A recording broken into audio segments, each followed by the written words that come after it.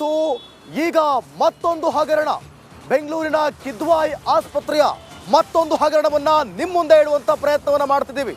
ಪೇಷಂಟ್ಗಳಲ್ಲಿ ನಿದ್ದೆ ಮಾಡೋಕ್ಕಾಗ್ತಾ ಇಲ್ಲ, ಯಾಕಂದರೆ ಅಷ್ಟರ ಮಟ್ಟಿಗೆ ತಿಗಡೆ ಕಾಟ ಈ ಆಸ್ಪತ್ರೆಯಲ್ಲಿ ಅನ್ನುವಂಥ ಮಾಹಿತಿ ಗೊತ್ತಾಗ್ತಾ ಇದೆ. ನಾವೀಗ ಕಿದ್ವಾಯಿ ಆಸ್ಪತ್ರೆ ಬಳಿ ಇದ್ದೇವೆ. ಸೊ ಗಮನಿಸ್ತಾ ಇದ್ದೀರಾ, ಕಿದ್ವಾಯಿ ಆಸ್ಪತ್ರೆ ವಾರ್ಡ್ನಲ್ಲಿ ರಾತ್ರಿ ನಿದ್ರಿಸುವುದೇ ಒಂದು ರೀತಿಯಲ್ಲಿ ಭಯಾನಕ. ನಿದ್ದೆ ಬರ್ತಿಲ್ಲ, ನಮಗೆ ನಿದ್ದೆ ಬರ್ತಿಲ್ಲ ಅಂತ ರೋಗಿಗಳು ರಾತ್ರೋರಾತ್ರಿ ಒದ್ದಾಡ್ತಿದ್ದಾರೆ. ಆಸ್ಪತ್ರೆಯ ವಾರ್ಡ್ಗಳಲ್ಲಿ ರೋಗಿಗಳ ರಕ್ತ ಹೀರ್ತಾ ಇವೆ ತಿಗಣೆಗಳು. ತಿಗಣೆ ಕಾಟದಿಂದ ಕ್ಯಾನ್ಸರ್ ಪೇಷಂಟ್ಸ್ಗಳು ಕೂಡ ಕಂಗಾಲಾಗೋಗಿದ್ದಾರೆ. ಆಸ್ಪತ್ರೆ ಬೆಡ್ ಕೊಳಕುಮಯ, ಬೆಡ್ ನಡಿ ತಿಗಣೆ ಆಶ್ರಯ. ಪೇಷಂಟ್ಗಳಿಗೆ ಆಶ್ರಯ ಇಲ್ಲವೇ ಇಲ್ಲ. ತಿಗಣೆಗಳನ್ನ ಸಾಕ್ತಾ ಇದ್ದಾರೆ ಕಿದ್ವಾಯಿ ಆಸ್ಪತ್ರೆಯಲ್ಲಿ. ಕಳೆದ 7 ತಿಂಗಳಿನಿಂದ ಆಸ್ಪತ್ರೆಯಲ್ಲಿ ವಿಪರೀತ ತಿಗಣೆ ಕಾಟ ಇದೆ. ರಿಪಬ್ಲಿಕ್ ಕನ್ನಡ ತಂಡ ಈ ಕುರಿತು ರಿಯಾಲಿಟಿ ಚೆಕ್ ಕೂಡ ಮಾಡಿದೆ.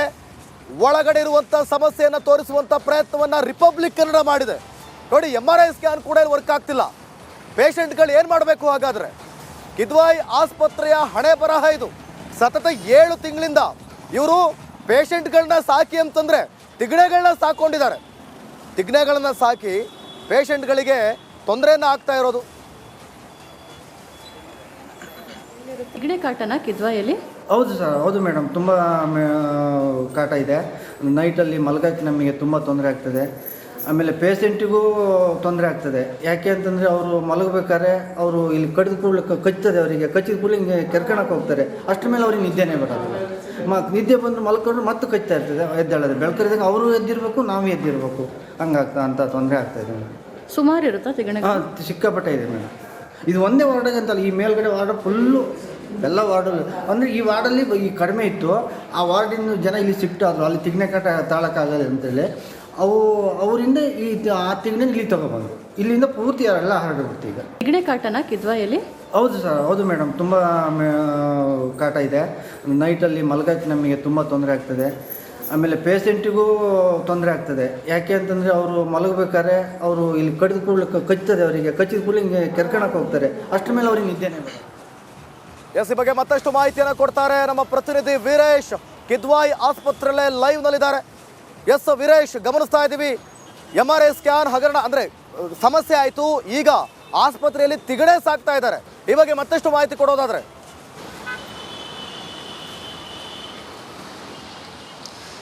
ದಿವಿತ್, ರಾಜ್ಯದ ಪ್ರತಿಷ್ಠಿತ ಕ್ಯಾನ್ಸರ್ ಆಸ್ಪತ್ರೆ ಕಿದ್ವಾಯಿ ಇದೀಗ ಅಧ್ವಾನವಾಗಿದೆ. ಯಾಕಂದರೆ ಸುಮಾರು 7-8 ತಿಂಗಳಿಂದ ಇಲ್ಲಿ ತಿಗಣೆ ಕಾಟ ಶುರುವಾಗಿದೆ. ಹೀಗಾಗಿ ರೋಗಿಗಳು ಸಹ ಪರದಾಡೋ ಪರಿಸ್ಥಿತಿ ನಿರ್ಮಾಣವಾಗಿದೆ. ರಾತ್ರಿ ಆದರೂ ಸಾಕು ನಿದ್ದೆ ಬರ್ತಿಲ್ಲ ಅಂತೇನು ರೋಗಿಗಳು ಹೇಳ್ತಿದ್ದಾರೆ. ಹೀಗಾಗಿ ಸಂಬಂಧಿಕರು ಆ ಆಸ್ಪತ್ರೆಯ ಆಡಳಿತ ಮಂಡಳಿ ವಿರುದ್ಧ ಆಕ್ರೋಶ ಹೊರಹಾಕ್ತಿದ್ದಾರೆ. ಯಾಕಂದರೆ ಇಲ್ಲಿನ ಆಡಳಿತ ಮಂಡಳಿ ಮೊನ್ನೆ ತಾನೇ MRI ಸ್ಕ್ಯಾನ್ ಕೈ ಕೊಟ್ಟಿತ್ತು. ಮತ್ತೊಂದು ಕಡೆ ತುಂಬ ಸಮಸ್ಯೆ ಆಗ್ತಿದೆ. ಟೈಮ್ ಟು ಟೈಮ್ ಟ್ರೀಟ್ಮೆಂಟ್ ಆಗ್ತಿಲ್ಲ. ನಾವು ರೋಗಿಗಳನ್ನು ಇಲ್ಲಿ ಗುಣಮುಖ ಮಾಡಬೇಕಂತ ಕರ್ಕೊಂಡು ಬರ್ತೀವಿ. ಬಟ್ ಇಲ್ಲಿಂದ ರೋಗಿಗಳು ಜಾಸ್ತಿ ಆಗ್ತಿದಂತೇನೋ ಇಲ್ಲಿನ ರೋಗಿಗಳು ಮತ್ತು ರೋಗಿ ಸಂಬಂಧಿಕರು ಒಂದು ಕಡೆ ಆಕ್ರೋಶ ಹೊರಹಾಕ್ತಿದ್ದಾರೆ. ಯಾಕಂದರೆ ಸರ್ಕಾರಿ ಆಸ್ಪತ್ರೆಗಳು ಬಡವರ ಪರವಾಗಿರಬೇಕು, ಬಡವರಿಗೋಸ್ಕರ ಸರ್ಕಾರಿ ಆಸ್ಪತ್ರೆ. ಬಟ್ ಇದೀಗ ಎಲ್ಲ ಸಮಸ್ಯೆ ತಾಣವಾಗ್ತಿದೆ. ಯಾಕಂದರೆ ಹಲವಾರು ಸರ್ಕಾರಿ ಆಸ್ಪತ್ರೆಗಳು ಇದೀಗ ಸಮಸ್ಯೆಗಳಿಂದ ಕೂಡಿದೆ. ಹಲವಾರು ಅಂದರೆ ಸರ್ಕಾರಿ ಆಸ್ಪತ್ರೆ ಬರೋಕ್ಕೆ ಬಡವರು ಹಿಂದೆ ಮುಂದೆ ನೋಡ್ತಾರೆ. ಈ ಒಂದು ಸಮಸ್ಯೆ ಬೆಡ್ ಒಳಗಡೆ ತಿಗಣೆಗಳು ಸಾಕಿಕೊಳ್ತಿದ್ರೆ ಇದನ್ನ ಕ್ಲೀನ್ ಮಾಡೋ ಕೆಲಸ ಆಗಿಲ್ಲ. ಹೀಗಾಗಿ ಎಲ್ಲ ಒಂದು ಕಡೆ ರೋಗಿಯ ಸಂಬಂಧಿಕರು ತುಂಬ ಆಕ್ರೋಶ ಹೊರಹಾಕ್ತಿದ್ರೆ ಬೇಗ ಇಲ್ಲಿನ ಸರಿಪಡಿಸೋ ಕೆಲಸ ಆಗಬೇಕು. ಯಾಕಂದರೆ ಇಲ್ಲಿನ ಆಡಳಿತ ಮಂಡಳಿ ಸಹ ಉಡಾಫೆ ಉತ್ತರ ನೀಡ್ತಿದ್ರೆ. ಒಂದು ಕಡೆ ಮಾಧ್ಯಮದವರನ್ನ ಒಳಗಡೆ ಬಿಡುವ ಕೆಲಸಕ್ಕೆ ಮುಂದಾಗ್ತಿಲ್ಲ. ನಮಗೆ ಪರ್ಮಿಷನ್ ಇಲ್ಲ ಅಂತ ಇಲ್ಲಿನ ಸೆಕ್ಯೂರಿಟಿಯವರು ಹೇಳ್ತಾರೆ. ಹೀಗಾಗಿ ಇಲ್ಲಿನ ಸಮಸ್ಯೆ ಜಾಸ್ತಿ ಆಗಿದೆ. ರೋಗಿಗಳು ಪರದಾಡೋ ಪರಿಸ್ಥಿತಿ ನಿರ್ಮಾಣವಾಗಿದೆ. ಯಾಕಂದರೆ ಎಲ್ಲವೂ ಸರಿ ಇಲ್ಲ. ಒಂದು ಕಡೆ MRI ಸ್ಕ್ಯಾನ್ ಸರಿಗಿಲ್ಲ, ಮತ್ತೊಂದು ಕಡೆ ತಿಗಣೆ ಕಾಟ ಜಾಸ್ತಿ ಆಗ್ತಿದೆ, ಜಿಳೆ ಕಾಟ ಜಾಸ್ತಿ ಆಗ್ತಿದೆ. ಹೀಗಾಗಿ ರೋಗಿಗಳು ತುಂಬ ಪರದಾಡೋ ಪರಿಸ್ಥಿತಿ ನಿರ್ಮಾಣವಾಗಿದೆ. ದೀವಿತ್ತು.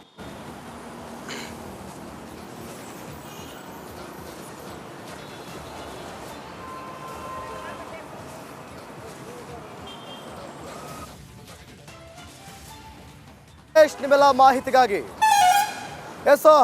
ಗಮನಿಸ್ತಾ ಇದ್ದೀರಾ, ಈ ಒಂದು ಕಿದ್ವಾಯಿ ಆಸ್ಪತ್ರೆ ಯಾವ ರೀತಿ ನೋಡಿ ಗಮನಿಸ್ತಾ ಇದ್ದೀರಾ. ನಾವು ಕಿದ್ವಾಯಿ ಆಸ್ಪತ್ರೆ ಬಳಿ ಇದ್ದೀವಿ, memorial institution of oncology. So ಗಮನಿಸ್ತಾ ಇದ್ದೀರಾ, ಈಗ ಈ ಕ್ಷಣ ನಾವು ಇಲ್ಲಿ ಸೆಕ್ಯೂರಿಟಿಯನ್ನು ಕೇಳುವಂಥ ಪ್ರಯತ್ನ. ಯಾಕಂತಂದರೆ ಒಂದು ಸರ್ಕಾರಿ ಆಸ್ಪತ್ರೆ ಅಲ್ಲೇನೋ ಒಂದು ಸಮಸ್ಯೆ ಇದೆ ಅಂತಂದ್ರೆ ಪ್ರಶ್ನೆ ಮಾಡೋ ಹಕ್ಕು ಇಲ್ವಾ, ಒಳಗೋಗಂಗೂ ಇಲ್ವಾ? ಯಾಕಂದ್ರೆ ಕಳೆದ 2 ವರ್ಷಗಳ ಹಿಂದೆ ಸರ್ಕಾರ ಆದೇಶವನ್ನು ಮಾಡಿರುವಂಥದ್ದು ಪ್ರಶ್ನೆ ಮಾಡ್ಬೋದು ಕೇಳ್ಬೋದು ಅಂತ. ನಾವು ಒಳಗಡೆ ಹೋಗಲ್ಲ ಸರ್, ನಾವು ಬರಲ್ಲ ಸರ್, ನಾವು ಬರಲ್ಲ. ಅವ್ರಿಗೆ ಡೈರೆಕ್ಟ್ರಿಗೆ ಫೋನ್ ಮಾಡಿಕೊಡಿ. ಅಲ್ಲಲ್ಲ, ಅವ್ರಿಗೆ ಫೋನ್ ಮಾಡಿಕೊಡಿ, ನಾವು ಮಾತಾಡ್ತೀವಿ. ನಾವು ಬರಲ್ಲ, ಅಲ್ಲ ಫೋನ್ ಮಾಡಿಕೊಡಿ, ಫೋನ್ ಮಾಡಿಕೊಡಿ ಸರ್. ಅಲ್ಲ ನಾನು ಫೋನ್ ಮಾಡಿಕೊಡಿ ಸರ್, ಸರ್ ನಾನು ಫೋನ್ ಮಾಡಿಕೊಡಿ. ಅಲ್ಲ ನಾನು ಮಾತಾಡ್ತೀನಿ, ಫೋನ್ ಮಾಡಿಕೊಡಿ. ಲೈವ್ ಅಲ್ಲಿ ಇದ್ದೀರಿ, ಫೋನ್ ಮಾಡಿಕೊಡಿ. ಇಲ್ಲ ನಂಗೆ ಫೋನ್ ಮಾಡಿಕೊಡಿ ಸರ್. ಇಲ್ಲ ನನ್ನ ನಂಬರ್ ಕೊಡಿ, ನನ್ನ ನಂಬರ್ ಸರ್. ಜನಗಳಿಗೆ ತೋರಿಸುವಂತ ಪ್ರಯತ್ನ ಸರ್. ಡೈರೆಕ್ಟರ್ ನಂಬರ್ ಕೊಡಿ ಸರ್. ಯಾಕೆ ಕೊಡಕ್ಕಾಗಲ್ಲ ಸರ್? ಸರ್ಕಾರಿ ಆಸ್ಪತ್ರೆ ಸರ್ ಇದು. ಆಯ್ತು, ನೀವು ಈಗ ಒಂದು ಕೆಲಸ ಮಾಡಿ, ಫೋನ್ ನಂಬರ್ ಕೊಡಿ, ಫೋನ್ ನಂಬರ್ ಕೊಡಿ, ನಾನೇ ಮಾತಾಡ್ತೀನಿ. ನೋಡಿ ವೀಕ್ಷಕರೇ, ಹಾಗಾದ್ರೆ ಒಳಗಡೆ ಆಗ್ತಿರುವಂತ ಸಮಸ್ಯೆಗಳನ್ನ, ತಿಗಣೆಗಳನ್ನ ಸಾಕೊಂಡು ಕೂತಿದಾರಲ್ಲ ಈ ಆಸ್ಪತ್ರೆಯಲ್ಲಿ, ಹಾಗಾದ್ರೆ ಏನು ತೋರಿಸುವಂತ ಪ್ರಯತ್ನ ಮಾಡಂಗಿಲ್ವಾ? ಹಾಗಾದ್ರೆ ಒಂದು ವಿಡಿಯೋ ಸಮೇತ ಮಾಡಂಗಿಲ್ವಾ? ಒಳಗಡೆ ಬಿಡೋದಿಲ್ಲ ಅಂತಂದ್ರೆ ಏನರ್ಥ? ಹಾಗಾದ್ರೆ ಇವ್ರು ಆಡ್ದಂಗೆ ಆಡ್ಕೊಂಡು ಮಾಡ್ದಂಗೆ ಮಾಡ್ಕೊಂಡು ಕೂತ್ಕೊಳ್ಳೋಕೆ ಇದೇನಿದೇನು ದೊಡ್ಡದಪ್ಪನ ಛತ್ರನ? ಹಾಗಾದ್ರೆ ಗಮನಿಸ್ತಾ ಇದ್ದೀರಿ ನೋಡಿ, ಒಳಗಡೆ ಬಿಡ್ತಾ ಇಲ್ಲ ಸೆಕ್ಯೂರಿಟೀಸ್. ಅಂದ್ರೆ ಪೇಷಂಟ್ಗಳನ್ನ ಸಾಕಿ ನೀಟಾಗಿ ಅಂತಂದ್ರೆ ತಿಗಣೆಗಳನ್ನ ಸಾಕೊಂಡು ಕೂತಿದ್ದಾರೆ. MRI ಸ್ಕ್ಯಾನ್ ಕೂಡ ಸರಿ ಇಲ್ಲ. ಅವ್ರಿಗೆ ಡೈರೆಕ್ಟ್ರು ಫೋನ್ ಕೊಡಿ, ಮಾತಾಡ್ತೀನಿ ಅಂತಂದ್ರೆ ಅಟ್ಲೀಸ್ಟ್ ನಾವು ಒಳಗಡೆ ಹೋಗಲ್ಲಪ್ಪ. ಆಯ್ತು, ಅವ್ರ ಮಾತಿನ ಪ್ರಕಾರ ನಾವು ಒಳಗಡೆ ಹೋಗಲ್ಲ. ಆಯ್ತು, ಅವ್ರೇನೋ 1000 ರೂಲ್ಸ್ ಹಾಕೊಂಡ್ಲಿ, ಏನಾದ್ರು ರೂಲ್ಸ್ ಹಾಕೊಂಡ್ಲಿ, ನಾವು ಒಳಗಡೆ ಹೋಗಲ್ಲ. ಫೋನ್ ನಂಬರ್ ಕೊಡಿ, ಮಾತಾಡಿಸ್ತೀನಿ, ಇಲ್ಲಾಗಿರುವಂಥ ಸಮಸ್ಯೆನ ಕೇಳ್ತೀನಿ ಅಂತಂದ್ರೆ ಫೋನ್ ನಂಬರು ಕೂಡ ಕೊಡ್ತಾ ಇಲ್ಲ. ಸಂಬಂಧಪಟ್ಟಂಥ ಅಧಿಕಾರಿಗಳು ಯಾರಿದ್ದಾರೋ, ಎಲ್ಲಿ ಮಲಗಿದಾರೋ ಗೊತ್ತಿಲ್ಲ, ಪ್ರಶ್ನೆ ಮಾಡೋರು ಯಾರೂ ಇಲ್ಲ.